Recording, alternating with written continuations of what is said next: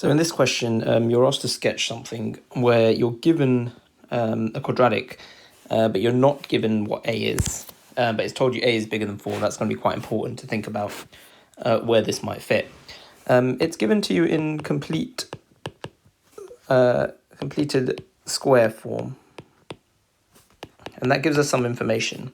So when x equals 1, we know that that is going to be the value for which x minus 1 squared is going to equal 0, i.e. that's the smallest value. It's going to give you the minimum. So when you put x equals 1 in, you're going to have the minimum, and the minimum,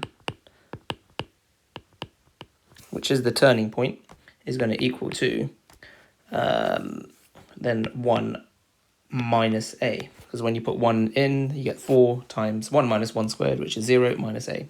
So the minimum is at 1 minus a. Great. It's also asking you to find any points of intersection with the coordinates axes. So when you put x equals 0 in, you should, so when x equals 0, i.e. where it cuts y-axis,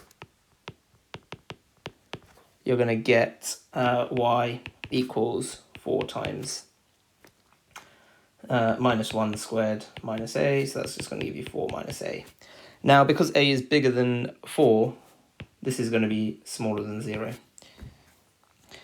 Okay, and then finally, we need to know where it crosses, let's say, so we've done the y-axis, now where it's across the x-axis, i.e. where y is 0. So when 0 equals 4, x minus 1 squared minus a. So we rearrange that, and you end up with a over 4 square rooted plus or minus equals x minus 1.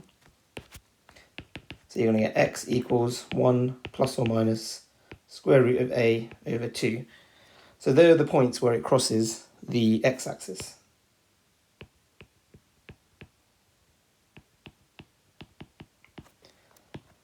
So all that's left to do is put all that information together onto a graph. And we know it is going to be a happy face because the power of x is positive.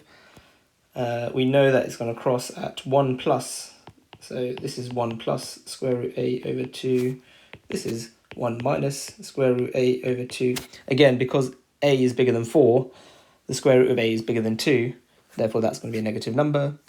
We also know this crosses the y-axis at 4 minus a, and the minimum is here, which is at 1 minus a. So we basically draw a nice smooth quadratic that kind of looks a bit like that.